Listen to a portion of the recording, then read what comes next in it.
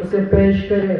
ये एजाज है, ये एजाज हम जिसको देते हैं उसे हम अपना बंदा समझते हैं, और ये एजाज देकर हम भी उम्मीद रखते हैं कि ये हमें अपना समझेंगे हमेशा इंशाअल्लाह।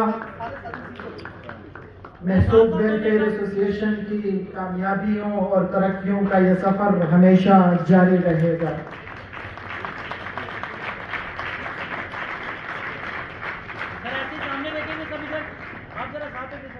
ओके इधर